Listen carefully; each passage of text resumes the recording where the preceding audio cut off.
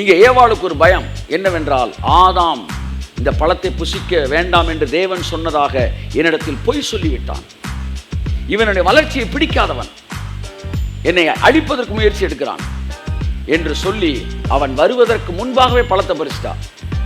இப்ப கடவுள் மேலதான் பிரச்சனை ஏவாளுக்குன்னா, ஆதாம கூப்பிட்டு போய், வாயா நம்ம 2 பேர்த்தையும் பொய் சொல்லிட்டாரு கடவுள், நம்ம சாப்பிடுவோமா அப்படின்னு டிஸ்கஸ் பண்ணிருப்பால. ஏன் ஆதாம்கிட்ட டிஸ்கஸ் பண்ணல? ஏன்னா வில்லனே ஆதாம் தான் நினைச்சா. கையை தட்டு.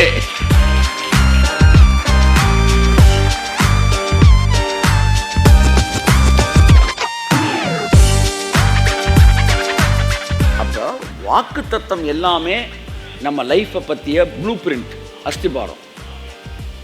அதனால் ஒரு புக் எடுங்க, உங்களை பற்றி சொல்கிற வாக்குத்தத்தத்தை பாருங்கள், அதுதான் போடப்பட்டிருக்கிற அஸ்திபாரம்.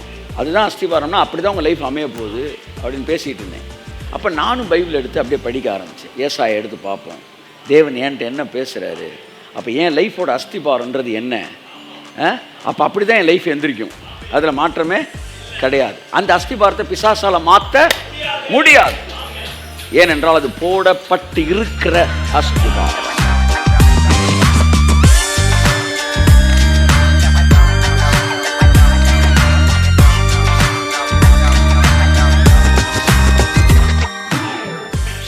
திராட்சை தோட்டத்தோட செழிப்பு எங்க தொடங்குதுன்னா, அதை எங்க கொண்டு போய் நாட்டுறாரோ அங்கிருந்து தொடங்குது. கையை தட்டு.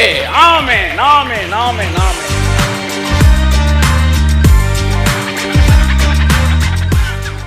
கொஞ்ச காலத்துக்கு பிறகு மறுபடியும் கிறிஸ்துவுக்குள்ளே நீங்கள் யார் என்கிற தலைப்பிலே தேவனுடைய வார்த்தையை நாம் பேச போகிறோம். இந்த வருஷ துவக்கத்திலே நான் ஜெபித்து கொண்டு வந்தபோது கர்த்தர் எனக்கு சொன்ன வார்த்தை கிறிஸ்துவுக்குள் நீ ஒரு 4-5 சப்ஜெக்ட் சொன்னார். இந்த சப்ஜெக்ட் எல்லாம் நீ இந்த வருஷத்தில் கட்டாயம் எடுக்கணும் அப்படின்னு சொன்னார். இதெல்லாம் மெயின் கான்செப்ட் பேசணும் அப்படின்னார். அதில் ஒன்று, in Christ who they are. கையை தட்டுங்க. நான் யார், எல்லாம் சொல்லுங்கள். நான் யார் என்கிற கண்டுபிடிப்பு உங்கள் வாழ்க்கை எல்லா பயத்திலிருந்து நீங்களாக்கணும். கிறிஸ்துவுக்குள் நான் யார் என்கிற தலைப்பிலே நாம் ஏறக்குறைய ஒரு 6 வாரத்துக்கு மேலே பார்த்துருக்குறோம். 7வது வாரமாக இந்த வாரம் பார்க்க போகிறோம். நாம் யார். ஒரு மனிதனுடைய மிக கொடுமையான விஷயம் தான் யாருன்றதே மறக்கிறது. அப்போ தான் தான் சாயலே மறந்துடுறாங்க. அதுதான் மென்டலி டிஸார்டர் ஆர் ரிட்டார்டர் என்ற சூழ்நிலை. அது உங்கள் பிள்ளைக்கு தான் யாருன்னு தெரிலனா, நீங்கள் யாருன்னு தெரிலனா உங்கள் மனசு எவ்வளோ வலிக்குமோ, அப்படித்தான் தேவனுக்கு நீங்கள் யாருன்னு தெரிலனா அவர் மனசு என்ன செய்யும், வலிக்கும். ஆனால் நீங்கள் யார் அப்படின்றது நீங்கள் கண்டுபிடிச்சிட்டிங்கன்னா, நீங்கள் எவ்வளோ முக்கியமானவர் அப்படின்னு நீங்கள் கண்டுபிடிச்சிட்டிங்கன்னா, உங்கள் வாழ்க்கையில் சீர்குலைந்ததெல்லாம் சீர்பெற ஆரம்பிக்கும். எதுக்கு அப்படி சொல்கிறீங்க அப்படின்னா, முதலாக எப்போ சீராக இருந்ததெல்லாம் சீர்குலைந்ததுன்னு நீங்கள் பார்க்கணும். இங்கேருந்து சீர்குலைஞ்சிருக்கு அப்படின்னா, இதை செஞ்சனால சீர்குலைஞ்சிச்சுன்னா இதை மாற்றி செஞ்சால் திரும்ப சீர்பொருந்த பண்ணப்படுவோம். அப்போ முதல்ல எல்லாமே நீட்டாக இருந்துச்சு. உலகம் நன்மைக்கு எதுவாக இருந்தது, எல்லாவற்றையும் நல்லது என்றே கண்டார். 6 நாள் அவர் படைச்சதில் ஒன்று கூட நல்லது இல்லைன்னு கிடையவே கிடையாது. 6 நாளும் என்னதான் நன்மையானது. இந்த யமகண்ட ராவுகாலம் அப்படி எதுவுமே கிடையாது. எல்லாமே நல்ல நாள். நமக்கு எல்லா நாளும் நல்ல நாள். ஜீவன் உள்ள நாளெல்லாம் எருசலேமின் வாழ்வை காண்போம். 3000 ஏக்கரு ஏறக்குறைய, இல்லை உங்கள் கணக்கு 300 ஏக்கர் எத்தனை ஏக்கர்னாலும் வச்சுக்காங்க. இப்போ அது பிரச்சனை இல்லை. சகலவித விருட்சங்கள், சகலவித கனிகள் எல்லாவற்றையும் கொடுத்தார். 4 ஆறு போச்சு, நிரம்பி வழிகிற ஒரு ஆசீர்வாதம். நல்லா போயிட்டுருந்துச்சு. நல்லா போயிட்டு இருந்த இந்த வாழ்க்கை திடீர்னு நாசமாக போயிடுச்சு. எப்படி இந்த நல்லா இருந்தது நாசமாச்சு அப்படின்னா, அதை நீ கண்டுபிடிக்கணும். மனிதன் தான் யார் என்பதை அறியாமல் போனதினால் சகலமும் சீர்குலைந்தது. பிரச்சனையே நான் யாருன்றது தெரியாமல் போனது தான் பிகினிங்லேருந்தே. எப்படி சார் சொல்கிறீங்க?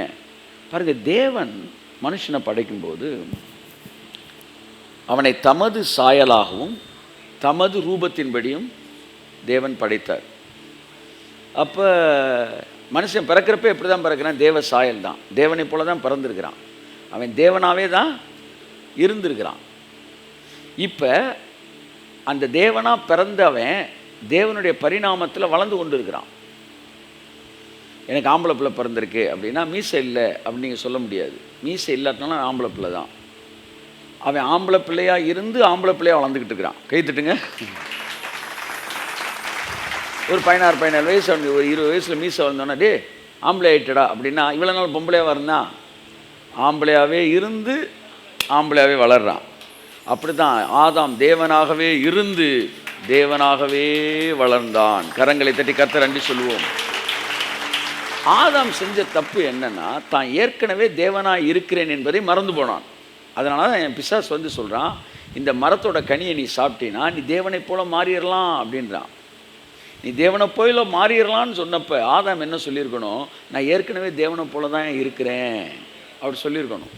ஆனால் அவன் நினச்சிட்டான் நம்ம தேவனை மாதிரி இல்லை, ஒருவேளை இந்த பழத்தை சாப்பிட்டா தேவனை மாதிரி மாறிடுவோம் என்று நினைத்தான். முதலாவது மனுக்குலம் விழுந்தது ஒரு சினிமா செய்தியில் அல்ல, ஒரு ஆவிக்குரிய செய்தியில். ஹல்லேலூயா. என்ன செய்தியில் விழுந்துச்சு?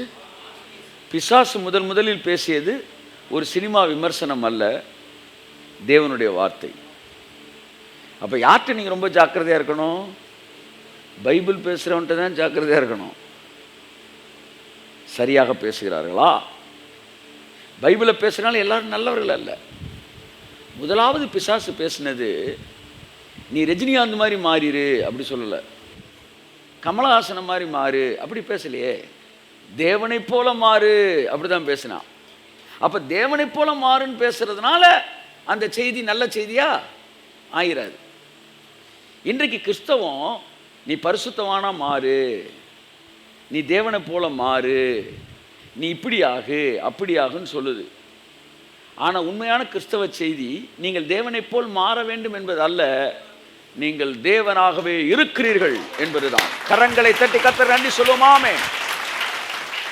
கிறிஸ்தவத்தின் செய்தி தேவனை போல மாற வேண்டும் என்பதல்ல, தேவனாகவே இருக்கிறீர்கள் என்பதுதான். கிறிஸ்தவத்தின் செய்தி நீங்கள் பரிசுத்தமாக வேண்டும் என்பதல்ல, நீங்கள் பரிசுத்தமாக்கப்பட்டவர்களாக இருக்கிறீர்கள் என்பதுதான். மகிமையானவைகள் எல்லாம் பரிசுத்தம் என்று உள்ளதென்று அழைக்கப்படும்.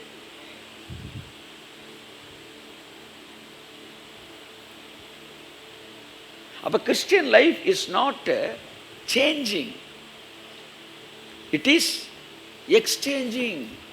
ஆமென். அதாவது ஒரு மாருதி காரு கொஞ்சம் கொஞ்சமாக வந்து BMW மாறாது. மாருதியை கொடுத்துட்டு BMW வாங்குறது எக்ஸ்சேஞ்ச். நிறைய பேர் ஜெபிச்சு ஜெபிச்சு ஜெபிச்சு சேஞ்ச் ஆக பார்க்குறீங்க. இல்லை இல்லை, சிலுவையில் எக்ஸ்சேஞ்ச் பண்ணிருங்கன்ற. சிலுவையில் நடந்தது சேஞ்சிங் அல்ல, எக்ஸ்சேஞ்ச். என்னுடைய பாவம் அவரிடத்தில் போனது, அவருடைய நீதி எனக்குள்ளே வந்தது. So crucifixion, it did not start changing in your life, it start exchanging. It made an exchange. நான் கிறிஸ்து ஆயிட்டேன், கிறிஸ்து நான் ஆயிட்டார். கையை தட்டி ஆமென் சொன்னான். நான் கிறிஸ்துவாகிவிட்டேன். இப்போ என்ன நடக்குதுன்னா, என் மனம் புதிதாகிறதுனால மறுரூபமாயிட்டு இருக்கிறேன். அதாவது என்னன்னா, நான் ஏற்கனவே மாறிட்டேன்றதை புரிஞ்சுக்கிறேன். உள்ள நான் மாறிட்டேன்றதை புரிஞ்சுக்கிட்டனால வெளியில் நான் மாறுறேன். ஸோ கிறிஸ்தவ வாழ்க்கை என்பது ஏற்கனவே இருப்பதை புரிந்து கொள்வது. மறந்துடாதீங்க. ஒன்றை மாற்றுவதற்கான இடமல்ல சபை, நீங்கள் மாற்றப்பட்டிருக்கிறீர்கள் என்பதை புரிந்து கொள்வதுதான் சபை. ஜான்ஜிலேக்கா தான் சொல்கிறார் ஹீலிங்கை பற்றி பேசும்போது, உனக்கு வியாதி வந்துருச்சு, வியாதி இருக்கிறோன்னா வியாதி வந்து உனக்கு ஒன்று கற்றுக் கொடுக்கறதுக்காக வந்திருக்கு அப்படின்னு பிசாசு சொல்லுவான். ஆனால் எந்த வியாதியும் உனக்கு கற்றுக் கொடுக்கறதுக்காக தேவன் தர்றதே கிடையாது. ஆனால் ஒன்று சொல்லலாம், ஏற்கனவே உன்னை கற்றுக்காமல் போனதுனால வந்திருக்கு அப்படின்றார். Kaiyathattu. It has not come to teach you something or make you learn something. It has come because you did not learn something. ஏதோ ஒன்று லேர்ன் பண்ணுறதுக்கு வரலடா, நீ ஏற்கனவே ஒன்று லேர்ன் பண்ணாமல் போகணும், அதனால வந்திருக்கு. இதுதான் ஜான் ஜிலேக்கோடைய பவர்ஃபுல் ஹீலிங் மினிஸ்ட்ரியோடைய என்னது சீக்ரெட். காலையில் பாஸ்டர் ஜான் துரை எனக்கு அனுப்பிச்சிருந்தப்ப நான் பார்த்தேன். Really it was so powerful. என்ன சொல்வர்கள் என்றால், ஒன்றை புதிதாக உருவாக்குவதல்ல கிறிஸ்துவ வாழ்க்கை, ஏற்கனவே உருவாக்கப்பட்டிருக்கிறீர்கள். That's very important. உருவாக்கப்பட்டிருக்கிறீர்கள். அப்போ கிறிஸ்துவுக்குள்ள நீங்கள் யாருன்னு புரிஞ்சுக்கிட்டீங்கன்னா, அப்போ ஆதாம் தான் யார் என்பதை மிஸ் பண்ணிட்டான். தான் யாரும் ஆதாம் யாரா? தேவனை போல் இருக்கிறான். அவன் என்ன நினச்சிட்டான்? தேவனை போல மாறணும்னு நினச்சான், விழுந்துட்டான். தான் யாருன்றதை அவன் கண்டுபிடிக்கிறதுனால விழுந்துட்டான். இப்போ நீ யாருன்றதை கண்டுபிடிச்சின்னா விழுந்து போன இந்த உலகத்தை நீ எடுத்து நிப்பாட்டிடலாம். இந்த உலகமும் நீயும் உன் வாழ்க்கை எப்பொழுது எழுந்து நிற்கும் என்றால், முதலாவது நான் யார் என்கிற அறிவு. சரி, நான் யாருன்னு தெரியாதனால தான் ஆதாம் என்ன செஞ்சிட்டான்? அந்த கனியை பறித்து புசிச்சிட்டான். ஏன்னா பிசாசு என்ன சொல்லிட்டா ஏவாள்கிட்ட, தேவனை போல நீ மாறிடுவன்றதுக்காக தேவன் உன்னை இதை சாப்பிட விடாமல் தடுத்துட்டாரு அப்படி சொல்லிட்டான். அதுக்கு ரெண்டு அர்த்தம் இருக்குது. ஒன்று, ஆதாம் உன்னை தடுத்துட்டான். என்னோடய வியூவில் அப்படி தான் மீனிங். ஆதாமுக்கு ஏவாளுக்கும் பஞ்சாயத்து ஏற்படுத்தினான். ஏவாளை தேவன் கெட்டவர்னு சொன்னால் ஏவாள் கேட்க மாட்டா அப்படின்னு சாத்தானுக்கு தெரியும். இப்போ உங்கள்கிட்ட நான் தேவன் கெட்டவர்னு சொன்னால் நீ கேட்டுக்குவீங்களா? கேட்க மாட்டீங்க. அப்போ எப்படி இந்த மனுக்குலத்தை விளை வைக்கிறது? தேவன் கெட்டவர்னு சொல்ல முடியாது. ஆதாம் கெட்டவர்னு சொன்னால், உங்கள் புருஷன் கெட்டவன் சொன்னால் சூப்பரில். அப்போ உடனே பிசாசு என்ன செய்கிறான்? ஏவாள்கிட்ட இங்கே பாரு, தேவன் எல்லாத்தையும் சாப்பிடுன்னு சொன்னார், எதையாச்சும் சாப்பிடக்கூடாதுன்னு சொன்னாரா? இல்லையே, எல்லாத்தையும் சாப்பிட தான் சொன்னார். அப்போ எவ்வளோ நல்லவர் பாரு. எல்லாத்தையும் சாப்பிடுன்னு சொன்னவர் இதை மட்டும் சாப்பிடாதுன்னு எப்படி சொல்லுவார்? Has God really said? உண்மைக்கே கர்த்தர் தான் சொன்னாரா சாப்பிடக்கூடாதுன்னு? அப்படி கேட்குறான். உண்மைக்கே கடவுள் எல்லாத்தையும் சாப்பிடுன்னு சொன்னாரா இல்லையா? ஆமாம். அப்போ இதை மட்டும் எப்படி சாப்பிட வேணாம்னு சொல்லுவார்? இதை சாப்பிட்டா நீ கடவுளை மாதிரி இருப்பேன்னு அவருக்கு தெரியும். அதனால் நீ சாப்பிடுன்னு தான் அவர் சொல்லியிருப்பார். அப்போ சாப்பிடக்கூடாதுன்னு சொன்னது ஆதாம். உன் வளர்ச்சியை பிடிக்காமல், நீ மாறிவிடக்கூடாது என்பதற்காக உனக்கு ஒன்றை தராமல் உன்னை டைவர்ஸ் பண்ணிவிட்டு வேற பிளானில் இருக்கிறான்னு சொல்லி அவளை மென்டல் ஆக்கிட்டான். கொஞ்ச நேரத்தில் அவன் மிரண்டுட்டான். எல்லா கொடுமையான சம்பவங்களும் பயத்திலிருந்து தான் ஆரம்பமாகிறது. இந்த உலகத்தின் அத்தனை கொலைகளும் பயத்திலிருந்து வருகிறது. இந்த உலகத்தின் அத்தனை கொள்ளைகளும் பயத்திலிருந்து வருகிறது. இந்த உலகத்தின் திருட்டு நாம் வாழ்க்கையில் முன்னேற முடியாது என்கிற பயம், கொலை நம்மை கொன்று விடுவான் என்கிற பயம், காட்டி கொடுத்து விடுவான் என்கிற பயம். அரசியல்வாதிகள் செய்கிற கொலைகளுக்கு காரணம் என்ன? அவன் சரண்டர் ஆகிட்டான்னா முடிஞ்சிச்சு, அப்ரூவர் ஆகிடும், நம்ம காலி ஆயிடும். பயத்தில் அவனை கொள்றான். தைரியத்தில் கொள்ளலை, எவனோ பயத்தில் தான் கொள்றான். அதிகமாய் கொலை செய்தவன் யார்? அரசியல்வாதி. அப்படின்னா அதிகமாய் பயந்தவன். கையை தட்டு. அவனை கொன்றியா காலையில் வாக்கிங் போகும்போது அப்படின்னு சொன்னா அவன் வளர்ந்து வந்தானா நம்ம வளர முடியாது, நம்ம நடுத்தரில் பிச்சை எடுத்துருவோம் என்கிற பயம் பல அரசியல்வாதிகளுக்கு வந்தபடினால்தான் கொலை செய்ய ஆரம்பிக்கிறாங்க. கொலை செஞ்சவன்லாம் தைரிய செயல் நினைக்காத, கொலை செய்யறவன்லாம் பயந்தவன். தைரிய செயல் என்ன செய்வான்? நீயும் வாழ்ந்து பாடுறா, நானும் வாழ்ந்து பார்க்குறேன்டா, நான் ஜெயிச்சு காட்டுறேன்டா அப்படில சொல்லுவான். என்னால் வாழ முடியாது, என்னால் ஜெயிக்க முடியாது, எனக்கு பயமா இருக்கு, அதனால ஒன்று நான் கொண்டுடுறேன். எப்படி? அப்ப அத்தனை திருட்டு சம்பவங்களும் வாழ்க்கையில் முன்னேற முடியாது என்கிற பயம். எதையாச்சும் நோண்டுன்றான்ல, அவன் பயத்தில் இருக்கிறான். அவனால் உழைச்சி வாழ முடியாதுன்ற இடத்துக்கு அவன் என்ன செஞ்சிட்டான்? முடிவுக்கு வந்துட்டான். இனி நம்ம ஒரே வழி பிச்சை எடுக்கிற மட்டும்தான் நம்மளால் முடியும், நம்மளால் வாழ முடியாது, ஜெயிக்க முடியாது, நமக்கு அறிவு இல்லை. அறிவு யார் இல்லைன்னது? ஒருத்தனை கெடுக்கிறதுக்கு இவ்வளோ திட்டம் போடுற உனக்கு அறிவு இல்லை. நீ மற்றவனுக்கு குழி வெட்டுற நேரத்தில் உனக்கு அஸ்திபாரம் தோண்டி இருக்கலாம் வீடு கட்டுறதுக்கு. அப்போ மனிதன் பயத்தில் இருக்கிறான். பயத்தில் தான் பாவங்கள் தொடங்குகிறது. புரியுதா? ஆமாம், யாராச்சும் டிவோர்ஸ் ஆன பொண்ணுகிட்ட போய் நீங்கள் வந்து உங்கள் வீட்டு பொண்ணுங்களை யாரும் அட்வைஸ் கேட்டான்னு வச்சுக்கோங்களேன், அது ஏற்கனவே வந்து வாழ்க்கையில் தோற்று போயிருக்கும். பார்த்தீங்களா, உங்களை அப்படியே கொஞ்சம் நேரத்தில் மண்டையை கழுவிடும். ஜாக்கிரதையாக இரு, ஒரு சின்ன பின்னை கூட கீழே விட்டுறாத, நாளைக்கு கோர்ட்டில் சப்மிட் பண்ணுறது கூட உதவும். கோர்ட்டா, நான் அதை வரவே இல்லை, எடுத்து வச்சுக்க. அப்படியே உன்னை ப்ரிப்பேர் பண்ணிக்கிட்டே இருப்பான், டிவோர்ஸுக்கு ப்ரிப்பேர் பண்ணிக்கிட்டே இருப்பான். ஏன்னா அவன் வாங்கின அடி. அதனால் ஒரு சின்ன லேபிள் கிடக்குதா, எடுத்து வச்சுக்க. அப்படின்னா என்ன, நாங்கள் குடும்பமாக எப்போவுமே கோர்ட்டுக்கு போகிறவங்க, ஒன்றையும் கோர்ட்டுக்கு நாங்கள் ரெடி பண்ணிகிட்டு இருக்கிறோம்.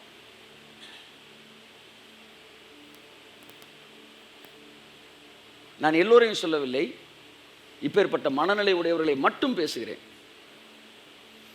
ஒரு பிஸ்னஸில் தோற்று போனவன்ட்ட போய் பேசுங்க, அவன் உங்களை பயமுறுத்தி விட்டுருவான். ஸோ இந்த உலகத்தின் எல்லா அசுத்தங்களும் ஆபாசங்களும் பயத்திலிருந்து மட்டும்தான் வருகிறது. விபச்சாரம் பயத்திலிருந்து வருகிறது. என்ன சார் விபச்சாரம் எப்படி சார் பயத்திலிருந்து வருது? ஆமாம், இந்த டைரக்டர்கிட்ட நம்ம அட்ஜஸ்ட் பண்ணாட்டி நம்ம வாழ்க்கையில் என்ன செய்ய முடியாது, முன்னுக்கு வர முடியாது என்று ஒரு நடிகை நினைக்கிறாள். பயம் இல்லை, எனக்கு திறமை இருக்குது, நான் மேலே வந்துடுறேன் என்கிற தைரியம் இல்லை. அந்த பயம் வந்த உடனே விபச்சாரம் ஆரம்பிக்கிறது. பொய் பயம். ஏன், உண்மை பேசுனா பிஸ்னஸில் ஜெயிக்க முடியாது, அதனால் பொய் பேசுவோம், பயம். கள்ள கணக்கு பயம். எந்த பாவம் வேணாலும் சொல்லுங்க, அத்தனை பாவங்களும் ஒன்றிலிருந்து தான் துவங்குகிறது, பயத்திலிருந்து. இங்கே ஏவாளுக்கு ஒரு பயம் என்னவென்றால், ஆதாம் இந்த பழத்தை புசிக்க வேண்டாம் என்று தேவன் சொன்னதாக என்னிடத்தில் பொய் சொல்லிவிட்டான். இவனுடைய வளர்ச்சியை பிடிக்காதவன், என்னை அழிப்பதற்கு முயற்சி எடுக்கிறான் என்று சொல்லி அவன் வருவதற்கு முன்பாகவே பழத்தை பறிச்சிட்டா. இப்போ கடவுள் மேலே தான் பிரச்சனை ஏவாளுக்குன்னா, ஆதாமை கூப்பிட்டு போய், வாயா நம்ம 2 பேர்கிட்டையும் பொய் சொல்லிட்டாரு கடவுள், நம்ம சாப்பிடுவோமா அப்படின்னு டிஸ்கஸ் பண்ணியிருப்பால. ஏன் ஆதாம்கிட்ட டிஸ்கஸ் பண்ணலை? ஏன்னா வில்லனே ஆதாம் தான் நினச்சா, கையை தட்டு. ஆனால் பிசாசு ரொம்ப அமைதியாக இருக்கிறான், வேலையை ஆரம்பிச்சுட்டு அழகாக நிற்கிறான். ஏன்னா குடும்பம் இவ சாப்பிட்டான்னா அடுத்து அவனை சாப்பிட வச்சுருவா. ஏன்னா விழுந்த பிறகு நம்மால் ஆயிடுவா, நான் நாசமாக போயிட்டேன், இவனே நாசமாக்கிடுவோம் அப்படின்னு அவனை வந்து சாப்பிட வச்சுருவா. அப்போ 2 பேருமே சாப்பிட்டு கடவுளை விட்டு பிரிச்சிடலாம். கடவுளை விட்டு ஒரு குடும்பத்தை பிரிக்கணும்னா முதலாவது குடும்பத்தை பிரிக்கணும். எப்படி? கடவுளை விட்டு ஒரு குடும்பத்தில் இருக்கிறவங்க கடவுள் இருக்கிற உறவை விட்டு பிரிக்கணும்னா முதல் அந்த குடும்பத்தை பிரிக்கணும். குடும்பம் பிரிஞ்சிருச்சுன்னா கடவுளோட நெருங்கி தான் இருப்பாங்க, கொஞ்ச நாள் தனித்தனியாக இருந்து காப்பா ஜெபம் பண்ணிட்டு தான் இருப்பாங்க. அது பிரிஞ்ச கொஞ்ச நாளில் அப்புறம் ஒட்டுமொத்தமாக அவங்க வாழ்க்கை நாசகடா ஆக ஆரம்பிக்கும். கடவுளை விட்டு பிரிஞ்சிருவாங்க. எல்லாம் சொல்லுங்கள், கடவுளை விட்டு குடும்பத்தை பிரிக்கணும்னா முதலாவது குடும்பத்தை பிரிக்கணும். குடும்பத்தை கணவன்கிட்டருந்து பிரித்தா அடுத்து கடவுள்கிட்டருந்து பிரிச்சிடலாம். குடும்பத்தை மனைவிட்டேருந்து பிரித்தா அடுத்து மன்னவன்கிட்டருந்து பிரிச்சிடலாம். So this is what devil's plan. அவன் பிளான் பக்காவாக ஒர்க் பண்ணிச்சு. ஆதாம்கிட்ட அவன் வரல. ஏன் வரலன்னா அவன் நேரடியாக பிதாட்ட கேட்டிருக்கிறான். அதனால் அவன்கிட்ட வந்து ஏவாள் தான்டா போய் சொல்கிறான்னா, ஏவாள் என்ற சொல்லடா, கடவுள் தான்டா என்ற சொல்லியிருக்காருன்றான். அப்போ ஏவாள்கிட்ட வந்து தேவன் நல்லவர், ஆனால் ஆதாம் கெட்டவன். தேவன் எந்த பழத்தையும் சாப்பிடக்கூடாதுன்னு சொன்னாரா? அவன் கேள்வியை பாருங்க, சொல்லலை. அப்படிப்பட்ட தேவன் எப்படி இதை சாப்பிடாதுன்னு சொல்லுவார்? Has God really set? இந்த உலகம் சொல்லாத ஒரு டைமென்ஷனில் இந்த வார்த்தையை உங்களுக்கு பிரசங்கம் பண்ணி கொண்டு இருக்கிறேன். Amen. Has God really said? உண்மையிலே தேவன் தான் சொன்னாரா? கொஞ்சம் யோசித்து பாரு. ஓ, நீ அப்படி சொல்றியோ? சிலர் இருக்காங்க வசனம் பேசும்போது கர்த்தர் சொன்னார்னா உன்னைக்கு கர்த்தர் தான் சொன்னாராமா, இல்லை இவர் உன் மேலே இருக்கிற கடுப்பில் சொல்லிட்டாரா அப்படின்னு வாங்கி அது எப்போவுமே சாப்பிட்ற இடத்துல உட்காந்து பேசுவாங்க. ஒரு சில குடும்பங்கள் அப்படி பாசிட்டிவான விஷயங்களை பேசுகிறதுக்கு நிறையா குடும்பங்கள் இருக்குது. உட்காந்து இன்றைக்கி சூப்பரான வார்த்தை இருக்கே, கர்த்தர் இப்படி பேசினாரேன்னு வழக்கம் போல் பற்றியா அப்படி தொடங்குற ஒரு குரூப் இருக்குது. இப்படி பேசும்போது தேவன் சொன்னதா அப்படின்ற ஒரு கேள்வி. தேவன் சொல்லலை, அதனால் ஆதாம் தான் பொய் சொல்லியிருக்கான். அதனால் ஆதாம் வர்றதுக்குள்ளே பழத்தை சாப்பிட்ருவோம். எப்படி? அனைத்தும் பயத்தில் ஆரம்பிக்கிறது. அனைத்தும் பயத்தில் ஆரம்பிக்கிறது. வச்சுக்குவோம், எதுக்கு யூஸ் ஆகும்? பயம். எவிடன்ஸை வச்சுக்குவோம், எதுக்கு யூஸ் ஆகும்? பயம். அந்த பயம் சாபமாய் மாறுகிறது. All the since it starts from fear. கையை தட்டி. ஆனால் தைரியமாக இருக்கிறவர்கள் கையை தட்டுங்க, அவர்கள் பாவம் செய்கிறதில்லை. ஆமென். தைரியமாக இருக்கிறவர்கள் பொய் சொல்லுகிறதில்லை. தைரியமாக இருக்கிறவர்கள் விபச்சாரம் செய்து முன்னுக்கு வர விரும்புகிறது இல்லை. தைரியமாக இருக்கிறவர்கள் கள்ள கணக்கு எழுதுகிறது இல்லை. தைரியமாக இருக்கிறவர்கள் கொலை செய்கிறதில்லை. கையை தட்டி. ஆமென்.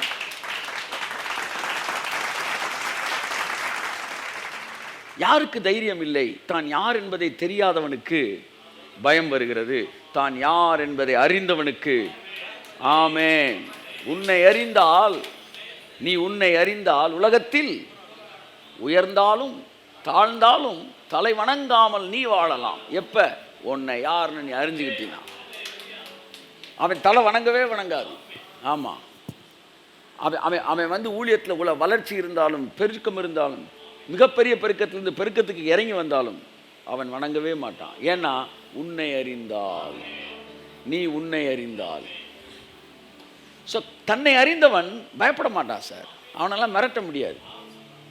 இதை பாருங்க, நாங்கள் நிப்பாட்டிட்டோம்ல, அப்பெல்லாம் மிரட்ட முடியாது. அவன் பாட்டுக்க நீங்கள் என்ன சொல்ல, சீப்பு ஒழிச்சு வச்ச கதை மாதிரி தான் ஆயிரும். அவன் பாட்டுக்கு வருவான், அப்படின்னு ஒரு கிட்டார் எடுப்பேன், அவனே ப்ளே பண்ணி, அவனே பாட்டை பாடி, அவனே ஒர்ஷிப் பண்ணி, அவனே அப்படி போயிட்டே இருப்பாங்க. அவனே மெசேஜை கொடுத்து. நான் வளர்ந்ததுலாம் ஒன் மேன் ஆர்மி பாஸ்டர் தான். பாஸ்டர் கல்குரா வாஸ் ஒன் மேன் ஆர்மி. அவர் ஃபஸ்ட்டு 9:30 மணிக்கு மைக்கை பிடிப்பார் கீபோர்டோட, இல்லாட்டி கிட்டார். கீபோர்டு ரிப்பேர் ஆச்சுன்னா இன்னைக்கு முடிஞ்சிட ஒர்ஷிப் பண்ணி டப்புன்னு கிட்டாரை தூக்கி மாட்டிடுவார். மாட்டிட்டு டக்குன்னு காடை பிடிச்சிடுவார். பிடிச்சி பி மைனர், அப்படி பி மைனர் பிடிச்சி. ஆமாம். என் இதயம் யாருக்கு தெரியும், என் வேதனை யாருக்கு புரியும், அப்படியே தொடங்கிடுவார். அடுத்து பாட்டை முடித்தா ஒர்ஷிப்பை முடித்தா அனாயிட்டிங் முடித்தா இம்பார்ட்டேஷன் முடித்தா வேர்ட் ஆஃப் காடு டீச்சிங்கு, அப்படியே ஃபைனல் ஜெபம் அனுப்பிச்சுவார். One man army. Assemblies of காடோடைய சிஏ கூப்பிட்டா ஒரே மேன் எந்திரிச்சு நின்று டோட்டல் பீப்புளை அரெஸ்ட் பண்ணிடுவார். என்ன சொல்ல வரேன்னா, தான் யார் என்பதை ஒருவன் புரிந்து விட்டால், அதைத்தான் சொல்ல வரேன் நான். எல்லாரும் தேவை நமக்கு. யாரையும் தூக்கி எறியக்கூடாது, எல்லாரையும் நேசிக்க வேண்டும். நான் சொல்கிறேன் இல்லைங்க, திமிர்லையோ தலக்கணத்திலையோ வாழக்கூடாது. எல்லாரும் நமக்கு தேவையான. ஒருத்தர் கூட நீ தூக்கி எறியக்கூடாது. ஒரு குண்டூசியை கூட தூக்கி எறியக்கூடாது. நான் சொல்கிறது எதுக்குன்னா, உங்களை ஒருவன் தூக்கி எறிந்தால், உங்களை ஒருவன் வேண்டாம் நினைத்தால், அங்கே தான் நீங்கள் யார் என்கிற அறிவு உங்களுக்கு தேவையானதாக இருக்கிறது. அதனால் நீங்கள் அமைதியாக இருக்கு. நீங்கள் யாருன்னு தெரிஞ்சுக்கிட்டே என்றைக்குமே நீங்கள் மூவ் பண்ணவே கூடாது. நீங்கள் மூவ் பண்ணி யாரையாச்சும் தள்ளி விட்டீங்கன்னா நீங்கள் கணக்கு கொடுத்துடணும். நீங்கள் யாருன்னு தெரிஞ்சுட்டா அமைதியாகவே இருக்கணும். அவனா நகழ்வாயான், அவனா காயை நகட்டுவாயான், அவனா நம்மளை தூக்குவாயா, அதுக்கப்புறம் பார்த்துக்கோவியாடு அமைதியாக இருக்கணும். இதுதான் தைரியம். தைரியம் இருந்தால் பொய் பேச மாட்டீர்கள். தைரியம் இருந்தால் கொலை செய்ய மாட்டீர்கள். தைரியம் இருந்தால் கொள்ளையடிக்க மாட்டீர்கள். தைரியம் இருந்தால் திருட மாட்டீர்கள். தைரியம் இருந்தால் பொய் கணக்கு செய்ய மாட்டீர்கள். என்றைக்கு உங்களோட கர்த்தர் இருக்கிறார் என்றும், நீங்கள் கர்த்தருக்குள்ளே அவருடைய கரத்திலே அலங்காரமான கிரீடமாகவும் ராஜ முடியுமாய் நீங்கள் இருக்கிறீர்கள் என்பதை புரிந்து கொண்டீர்கள் என்றால் கையை தட்டி. ஆமென். நான் அவருடைய கண்ணின் மணியாக இருக்கிறேன், என்னை தொடுகிறவன் கண்ணின் மணியை தொடுகிறான் என்று அறிந்து கொண்டவனாக இருப்பீர்கள் என்றால் நீங்கள் ரியாக்ட் பண்ணவே மாட்டீங்க. சிலர் பொறாமையிலே வெந்து உருகி வாழ்கிறவங்களாம் இருக்கிறாங்க. அவங்களுக்கு போட்டி, உலகத்தில் எவ்வளோ பேர் சம்பாதிக்கிறாங்கல்ல, அவன்கிட்ட போட்டியே போட மாட்டாங்க. கடலை மிட்டாய் பாட்டிலில் நிறையா இருக்குது. உனக்கு ஒரு கடலை மிட்டாய், எனக்கு ஒரு கடலை மிட்டாய் எடுக்கிறோம். என் கடலை மிட்டாய் ஓரமாக உடஞ்சிருக்கு, பாட்டிலில் 100 கடலை மிட்டாய் இருக்குது. அதை வச்சுட்டு அதை எடுக்கிறது இல்லை, ஏன் கடலை மிட்டாயை பார்க்குறது. இப்படி சிலருக்கு வாழ்க்கையில் போட்டி போடு. வெளியில் எவ்வளோ பேர் இருக்கிற, அம்பானி கூட போட்டி போடு, அதானி கூட போட்டி போடு. அதை போட்டு அம்போனின்னு நீ கடலை மிட்டாய் பாட்டில் இருக்கிற விட்டு உங்கள்கிட்ட தான் வருவாங்க பாருங்க. இப்படி ஒரு குரூப் இருப்பாங்க. இவங்களாம் என்னென்னா, அடிப்படை என்னென்னா பயம். என்னால் ஜெயிக்க முடியும் அப்படின்னா நீ ஜெயிச்சு காட்டி, அதை விட அதிகமான ப்ராப்பர்ட்டிக்கு ஓனராக மாறி அப்புறம் பேசு. அதுக்கு ஒரு மரியாதை இருக்குது. அப்போ இதெல்லாம் எதிலிருந்து வருது? பயத்தில். அப்போ மனிதன் பயத்தில் என்ன செஞ்சுட்டான்? பழத்தை சாப்பிட்டான். என்ன பயம்? நம்மளை கடவுளாக மாற விடாமல் பண்ணிடுவாங்களோ, இந்த ஆதாம் நம்மளை இப்படி பண்ணிடுவானோ அப்படின்னு ஏவாளுக்கு ஒரு பயம். பழத்தை சாப்பிட்ட பிறகுதான் தெரிஞ்சு, ஐயோ எவ்வளோ பெரிய மிஸ்டேக் பண்ணிட்டோம். ஆமாம் பண்ணிட்டோம். இப்போ இதை வெளியே காட்டக்கூடாதே. வாழ்க்கையில் தப்பாக முடிவு எடுத்துட்டோம், பஞ்சாயத்து பண்ணி பிரிஞ்சு வந்துட்டோம். நீ வாழ்க்கை அழுகையாக இருக்குன்னு எப்படி பேச முடியும்? நல்லா இருக்கேன், சந்தோஷமாக இருக்கேன், ஃப்ரீ பேடாக இருக்கேன், அப்படி தானே பேசணும். மெயின்டைன் பண்ணணும்ல சார், மெயின்டைன் பண்ணணும்ல.